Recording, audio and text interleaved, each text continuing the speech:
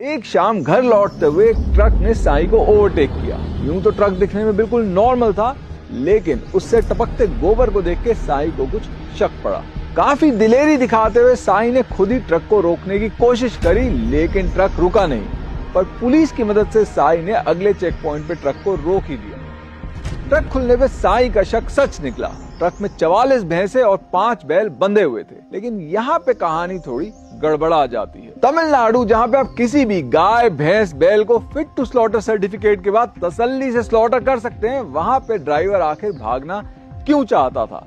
इसके 2 कारण हैं। ये सर्टिफिकेट उन्हीं गाय, भैंस, बैलों को मिलता है जिनकी उम्र 10 साल से ऊपर हो, लेकिन इस ट्रक में मौजूद किसी भी बैल या भैंस की उम्र 6 या 7 साल से ऊपर नहीं थी। दूसरा, कानून कहता है कि आप एक ट्रक में इस साइज के 6 से अधिक गाय, बैल, भैंस नहीं भर सकते। लेकिन जो असल वायलेशन हो रही थी वो सुन के आपकी आत्मा तक कांप जाएगी, और उसे समझने के लिए आपको पहले समझना होगा कि इन बैल और भैंसों को क्यों और कहां ट्रांसपोर्ट किया जा रहा था।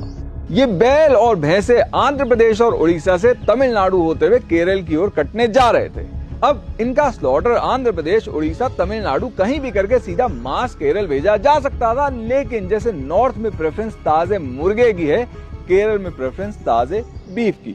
2 दिन के इस सफर में कोई बैल या भैंसा अगर बैठ जाता है तो ये ट्रक इतने ठसाठस भरे होते हैं कि वहां स्टैम्पीड हो जाएगी और कुछ पशु रास्ते में ही मारे जाएंगे, यानी होगा आर्थिक नुकसान। तो ये लोग सफर में इतने अनकंफर्टेबल रहे कि खड़े रहें, इसके लिए इनके प्राइवेट पार्ट्स और आंखों में मिर्चियां घुसा दी जाती हैं। अब हमारी आंखों में कभी गलती से मिर्ची वाला हाथ लग जाए या आंखों में बाल तक चला जाए, तो जब तक हम पानी के छींटे मार मार के खुद को ठीक नहीं कर लेते, हमें शांति नहीं पड़ती। लेकिन इन लोगों के पास ऐसा कोई उपाय नहीं, और इनकी पीड़ा का अंत एक दर्दनाक स्लॉटर के साथ होता है। लेकिन अब की बार साई के बीच में आ जाने की वजह से ना सिर्फ इनका रेस्क्यू हो पाया, इनको एक परमानेंट घर भी मिला।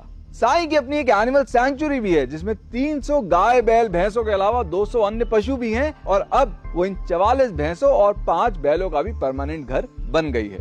अपनी सैंक्चुरी का फिलहाल का खर्चा तो साई किसी तरह डोनर्स की मदद से चला लेते हैं, लेकिन इन 49 नए पशुओं की वजह से उनका महीने का लाख रुपए का खर्चा बढ़ गया है। तो इसमें सहयोग देने के लिए आप साई को संपर्क कर सकते हैं, और अगर आप पशुओं की सहायता करने वालों को पैसा नहीं दे सकते, तो आप कम से कम पशुओं पे अत्याचार करने वालों को तो पैसा देना बंद कर ही सकते हैं।